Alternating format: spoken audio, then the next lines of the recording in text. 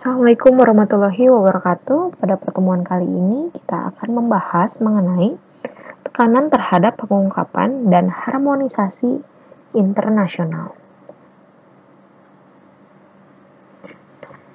Dalam pembahasan tekanan terhadap pengungkapan dan harmonisasi internasional, di akuntansi, kelompok yang berpengaruh pastinya adalah pemerintah, United Nations, Organisasi for Economic Cooperation and Development, European Community, Serikat Dagang dan Pekerja, investor, bankir, dan kreditor, publik, akuntan, dan auditor, tentunya harmonisasi dan pengungkapannya.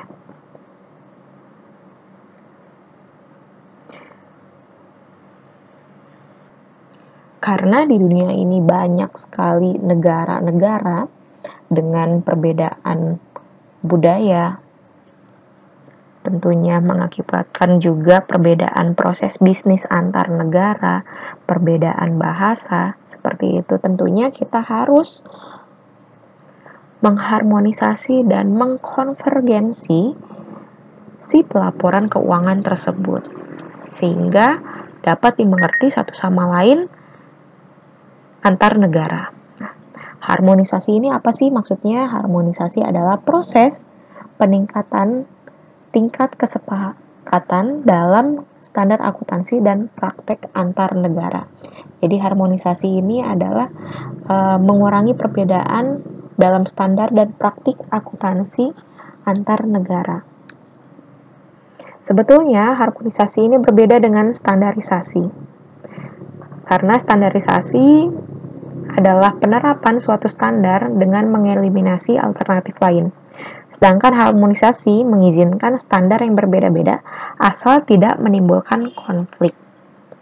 Dalam artian, berarti pelaporan keuangan di setiap negara boleh beda, tapi asal tidak menimbulkan konflik. Sedangkan konvergensi adalah adopsi satu set standar secara internasional. Konvergensi ini juga merupakan salah satu tujuan utama dari IASB. Jadi, meskipun setiap negara berbeda budaya, proses bisnis, dan lainnya, tapi kita punya standar tertentu secara internasional, sehingga cara baca setiap negara pada pelaporan keuangan ini pasti sama. Kemudian, ada dua level harmonisasi.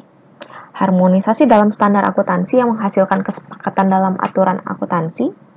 Kemudian juga ada harmonisasi dalam praktek yang menghasilkan kesepakatan dalam praktik akuntansi sebenarnya.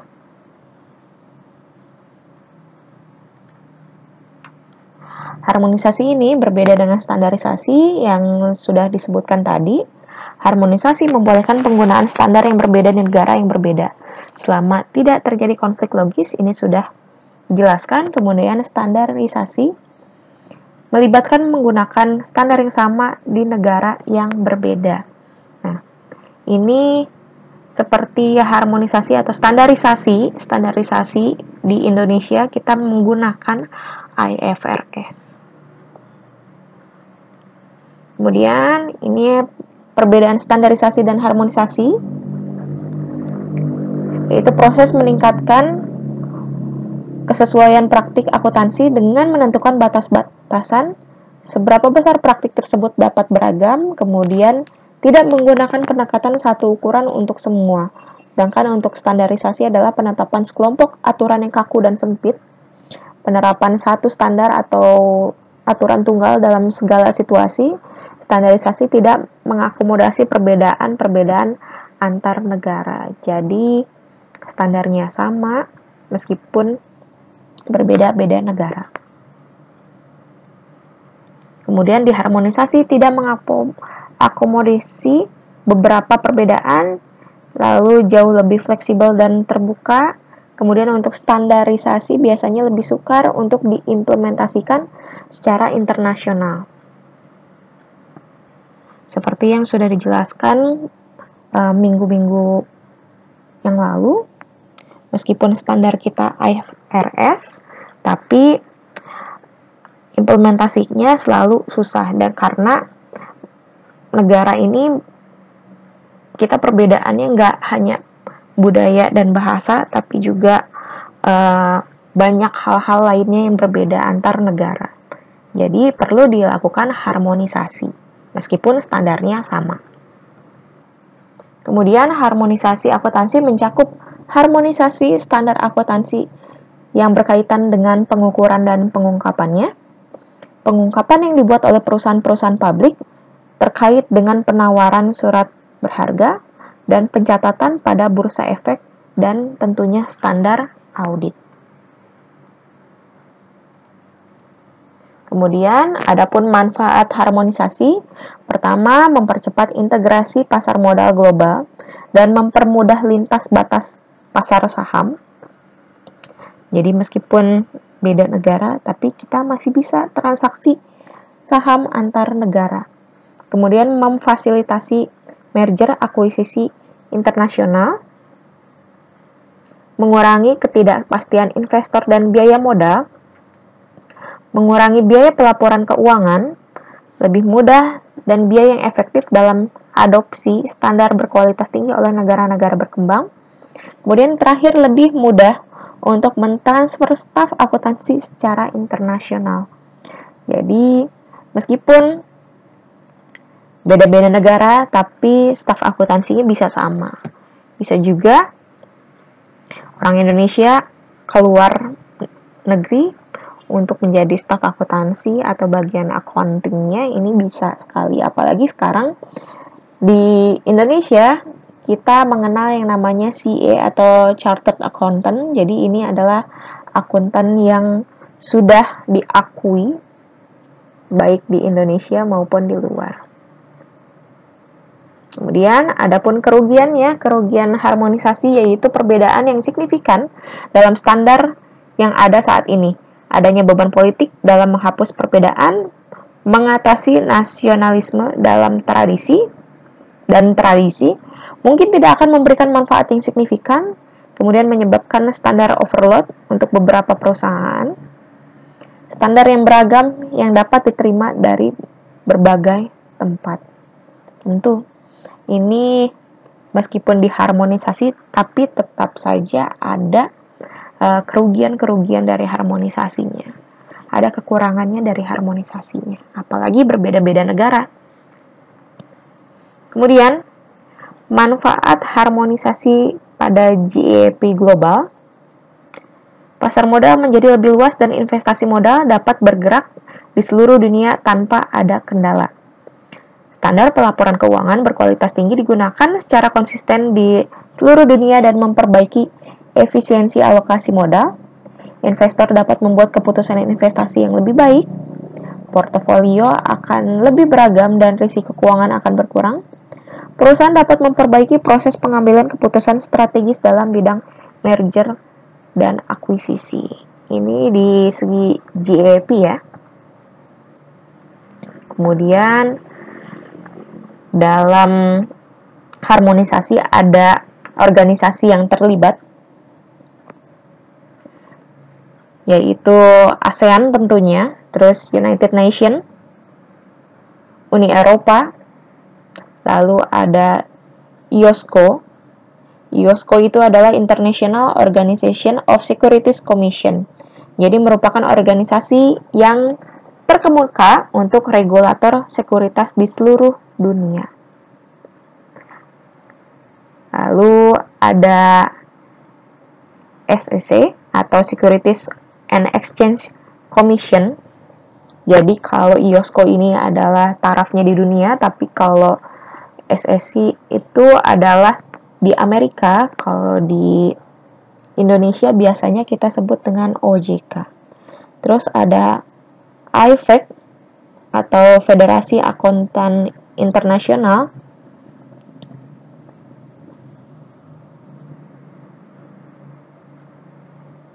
Jadi IFAC ini bekerja untuk mengembangkan standar internasional audit, etika, dan edukasi.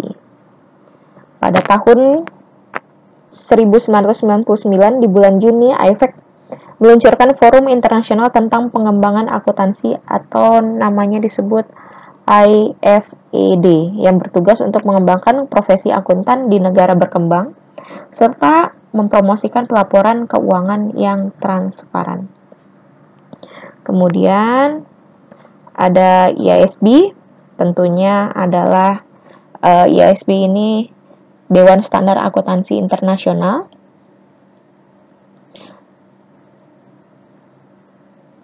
Nah, ini adalah penciptanya IFRS nih, teman-teman, IASB ini. Proses restrukturisasi dari IASC, dari sebelumnya adalah IASC, terus sekarang ke IASB, berlangsung sekitar 5 tahun. Terdapat perubahan fokus dari harmonisasi ke konvergensi atau pengaturan standar global. Standar yang dikembangkan berbasis prinsip atau principle base. Kemudian ini adalah IOSCO yang tadi pada dasarnya adalah lembaga sekuritas dan pasar saham internasional tadi. Kemudian bekerja untuk membuat peraturan pasar secara internasional lebih baik. Bekerja untuk memfasilitasi lintas batas bursa efek. Pendukung untuk pengembangan dan adopsi satu set standar akuntansi yang berkualitas tinggi. Kemudian yang IFEC tadi sudah dijelaskan.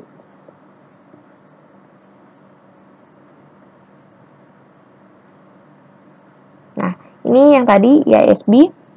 Jadi sebelumnya namanya IASC yang didirikan pada tahun 1973. Kemudian, bagaimana pendekatan berbasis prinsip yang tadi sudah dibahas untuk menetapkan standar akuntansi.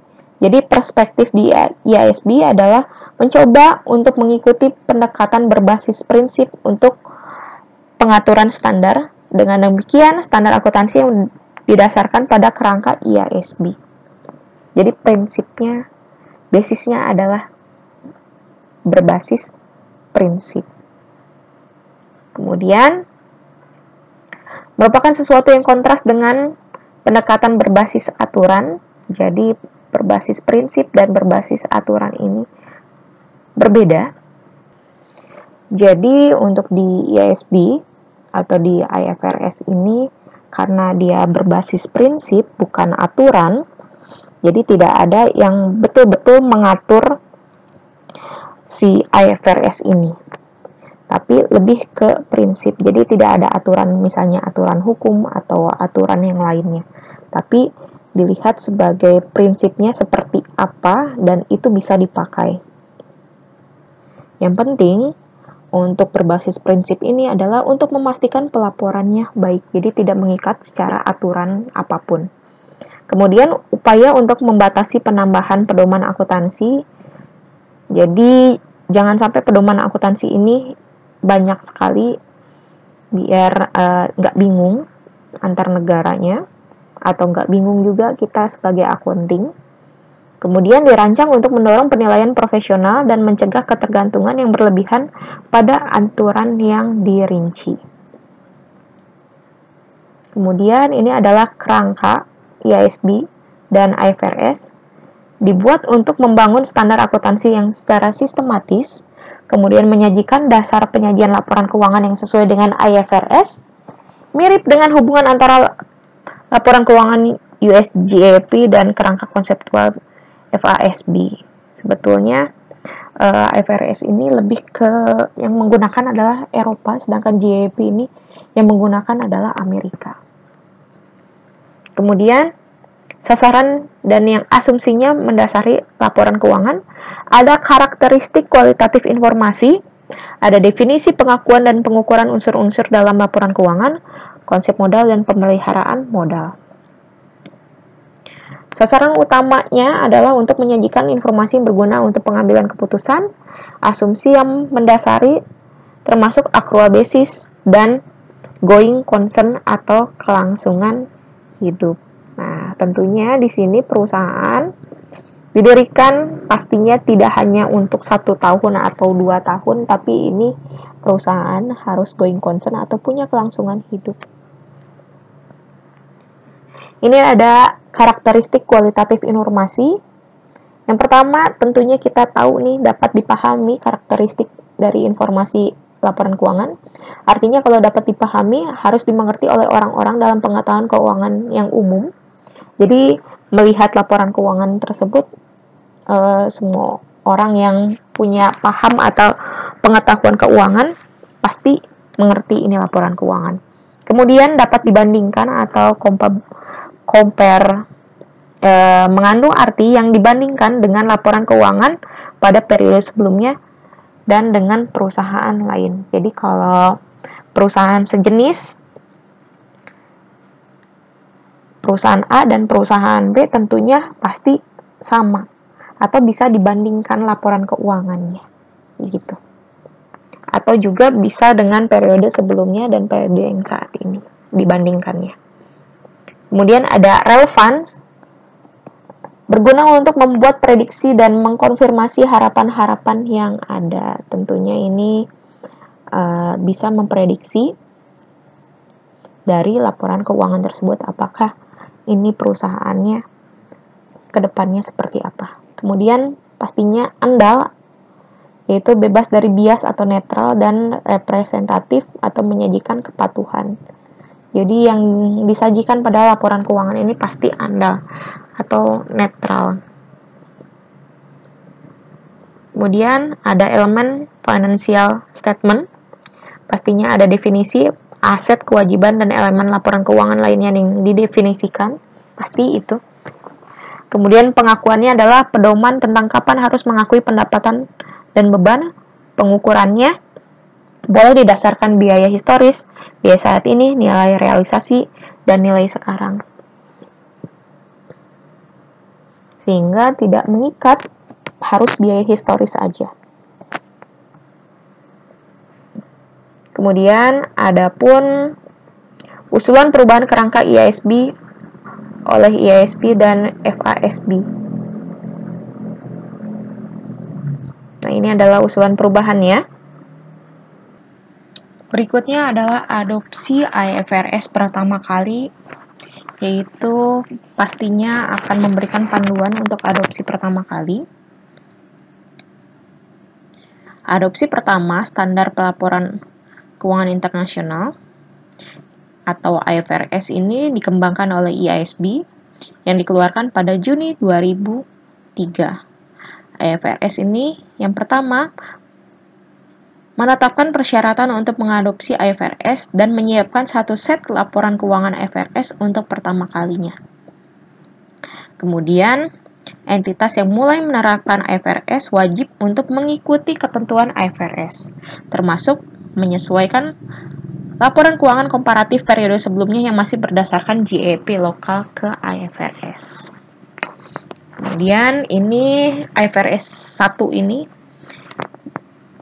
banyak digunakan pada tahun 2005, jadi dikeluarkannya 2003, kemudian banyak digunakannya di Uni Eropa di 2005. Kemudian IFRS ini juga dapat respon baik dari berbagai pihak atau dari banyak pihak, karena IFRS ini adalah sebetulnya upgrading dari GAAP atau standar yang lebih dibutuhkan di Eropa atau di negara-negara berkembang selain GAAP.